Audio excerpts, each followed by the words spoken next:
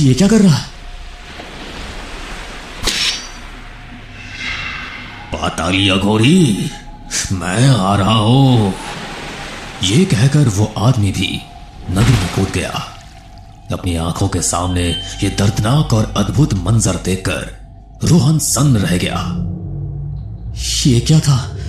एक आदमी ने दूसरे आदमी की बेरहमी से जान ले ली और फिर वो खुद। तभी रोहन को अपने पीछे किसी की मौजूदगी महसूस हुई। हाँ। उसने पलटकर देखा तो उसके सामने एक तांत्रिक खड़ा हुआ था। क्या तुमने वो सब देख लिया? हाँ, मैंने देखा। क्या था ये सब? क्या उस आदमी ने? उसने कुछ गलत नहीं किया।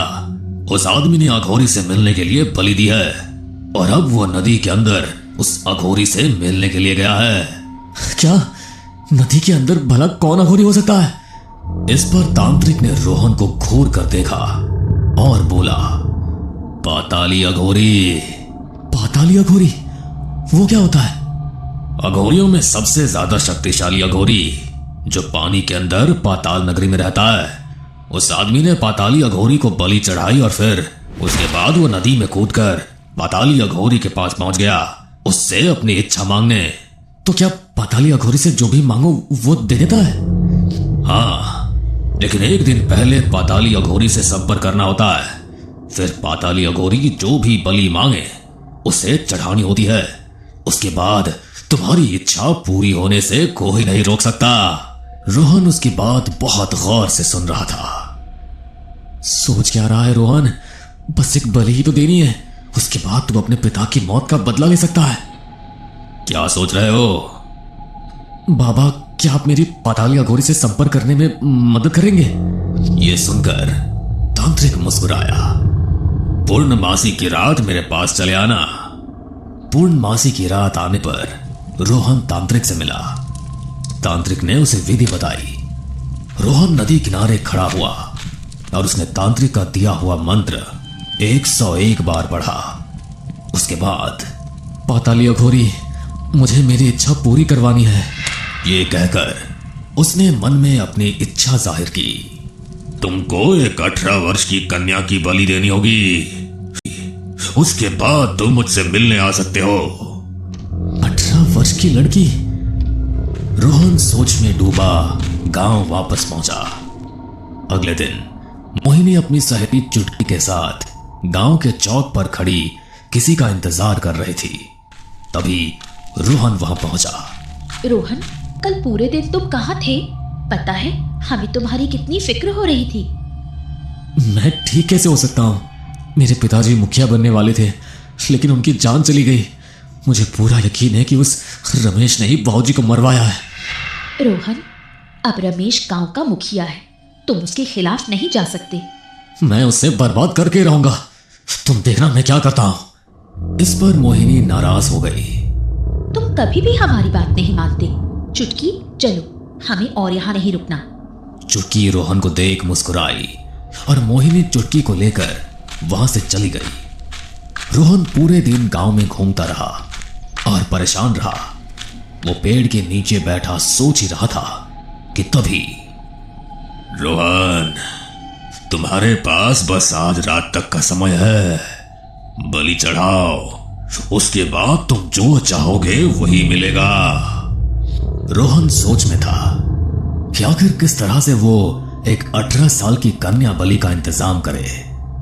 तभी उसने देखा कि चुटकी अपने सर पर गागर रखे हुए पनघट से लौट रही है। चुटकी ने उसको बैठे हुए देखा तो गागर को सर से उतार कर नीचे रखा। क्यों रोहन, तुम्हारी प्रेमिका मोहिनी कहाँ है? तुमको अकेले क्यों बैठना पड़ रहा है? मोहिनी तो अपने घर ही होगी। तुम कहना क्या चाहती हो? मेरे कहने से तुम मानने तो नहीं वाले, लेकिन वो मोहिनी तुम्हारे प्यार के लायक नहीं है।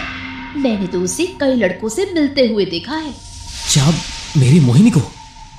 हाँ, और इसी वजह से मैं तुमको बता नहीं रही थी, कहीं तुम ये ना समझो कि मैं झूठ बोल रही हूँ। रोहन को समझ आ गया था कि चुटकी झूठ बोल रही है, लेकिन तभी उसके दिमाग में एक शैतानी ख्याल आया। वैसे सच कहूं तो मुझे भी इस मोहिनी पर शक है। मैं तो अब इससे अपना रिश्ता खत्म करने की सोच रहा हूं। क्या सच में? हाँ सच में। चलो ना चुटकी, हम थोड़ा टहल कर आते हैं, थोड़ी बातें भी हो जाएंगी। ये सुनकर चुटकी मुस्कुराई और रोहन के साथ टहलते हुए बातें करने लगी। बातों ही बातों में रोहन उसे नदी की तरफ ले गया और उसे खून की उल्टी हुई।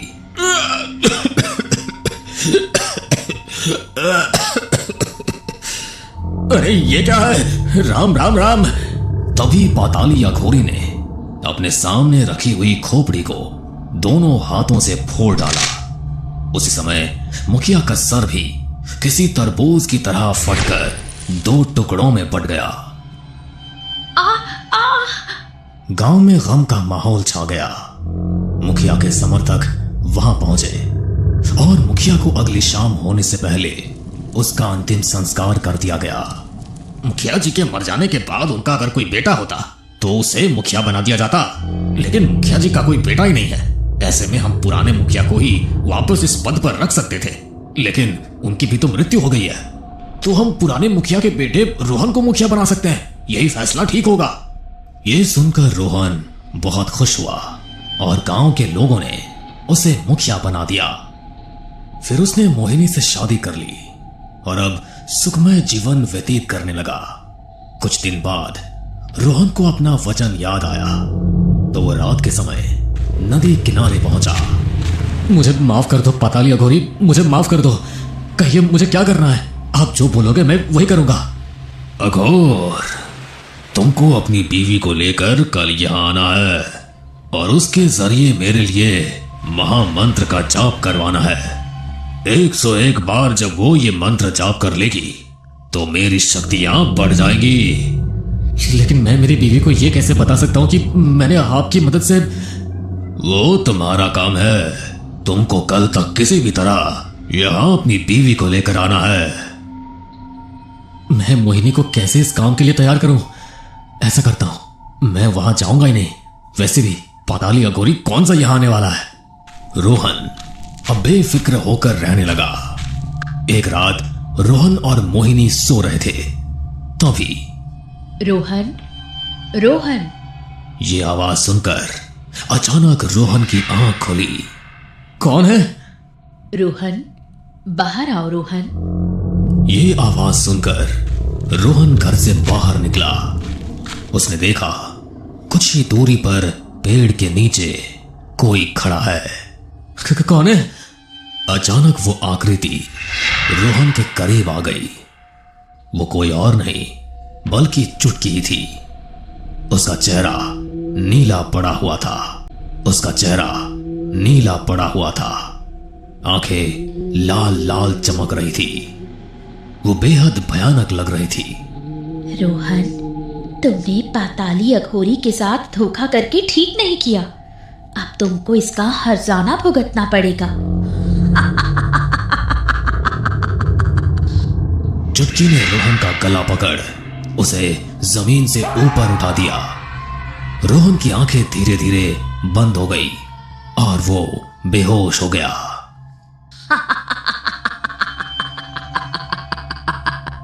जब रोहन की आंख खुली तो उसके सामने मोहिनी खड़ी थी और पड़ोस के कुछ लोग जमा थे। क्या हुआ आपको? आप बाहर क्या करने गए थे? वो कुछ नहीं। रोहन ने मोहिनी को गले से लगा लिया। रात हुई बात को याद करके उसको अभी भी डर लग रहा था। शाम के समय जब रोहन घर पर नहीं था तो मोहिनी किचन में खाना बना रही थी। तभी उसे अजीब सी बदबू आने लगी। ये बांस कहां से आ रही है? उसने पाया कि फ्रिज के अंदर से खून चूकर जमीन पर गिर रहा है। ये क्या? फ्रिज के अंदर से खून कहां से आ रहा है? उसने जैसे ही फ्रिज खोला तो उसके अंदर का नजारा देखकर उसकी आंखें खौफ से फट पड़ी। फ्रिज के अंदर चुटकी की कटी गर्दन रखी थी।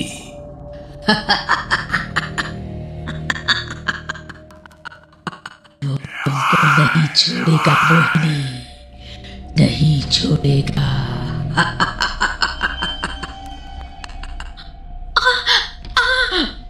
मोहिनी डरकर किचन से बाहर निकली तो सामने पाताली अघोरी खड़ा हुआ था। अघोर! उसे देखकर मोहिनी के डर का ठिकाना नहीं रहा और वो उसी समय भागती हुई घर से बाहर निकली। वो कुछ कदम भागी ही थी कि रोहन सामने से आता हुआ नजर आया। अरे मोहिनी, क्या हुआ तुमको? तुम इतनी डरी हुई क्यों लग रही हो?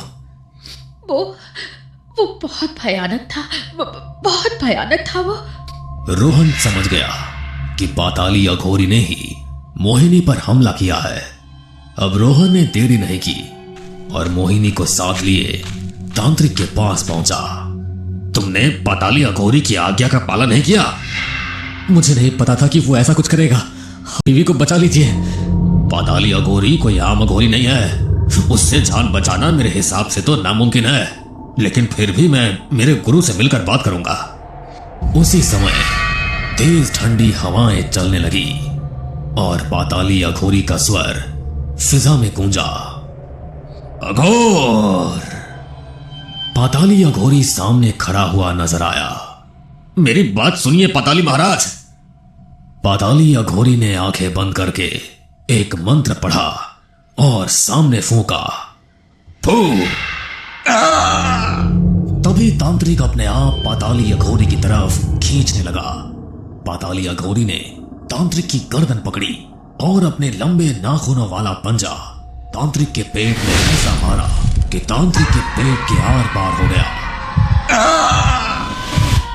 मोहिनी भागो! रोहन मोहिनी को लेकर घर की तरफ भागा। अब इन दोनों के डर का कोई ठिकाना नहीं था। ये घर की तरफ भाग ही रहे थे कि इनको एक मंदिर नजर आया। मोहिनी अंदर चलो। ये दोनों मंदिर के अंदर चले गए और रोहन ने वहां के पुजारी को सब कुछ बताया। राम राम राम राम! पाताली अघोरी, मेरे हिसाब से जो कुछ भी तुमको पाताली अघोरी की मदद से मिला है तुम्हें उसे त्याग देना होगा। ऐसा करने से हो सकता है कि पाताली अघोरी का तुम्हारी टांग लेने का संकल्प टूट जाए। रोहन किसी भी कीमत पर मोहिनी की जान बचाना चाहता था। उसने रातों रात ही सारा सामान बांधा और एक चिट्ठी गांव वालों के लिए छोड़कर मोहिनी को लिए दूसरे गांव में पहुंच गया। अब ये दोनों एक नए गांव में पहचान छिपाकर रहने लगे और पाताली अघोरी इन्हें नजर आना भी बंद हो गया। शुक्र है भगवान का, एक हफ्ता गुजर गया, अभी तक पाताली अघोरी कहीं नजर नहीं आया। हाँ, लगता है अब हम दोनों की जान बच गई। दोनों अब खुशी खुशी अपना जीवन बिता रहे थे। तभी एक रात जब ये दोनों सो रहे थे तो इनको कुछ गीला महसूस हुआ और अचानक इनकी आंख खुल गई। अरे ये क्या? इन्होंने पाया कि इनके घर में पूरी तरह से पानी जमा हो गया है। ये इतना सारा पानी घर के अंदर कैसे आया? तभी पाताली अघोरी का अक्स पानी में नजर आया। पाताली अघोरी हूं मैं, पानी के जरिए पाताल के अंदर खींचने की ताकत रखता हूं। तभी मोहिनी पानी के जरिए अपने आप बाहर की तरफ खींचने लगी। रोहन! रोहन ने उसका पीछा किया, लेकिन वो बहुत ही तेजी से घिसट रही थी। सामने ही एक तालाब नजर आया। पाताली अघोरी ने उसे तालाब के अंदर खींच लिया और रोहन को देख मुस्कुराया। भूल जा अपनी बीवी को। रोहन तालाब में कूदने वाला था, तभी वो तालाब गायब हो गया और जमीन सामान्य हो गई। पाताली अघोरी की हंसी फिजा में गूंज गई। अघोर! रोहन खड़ा देखता ही रह गया। अब उसके पास पछताने के अलावा कोई रास्ता नहीं बचा था।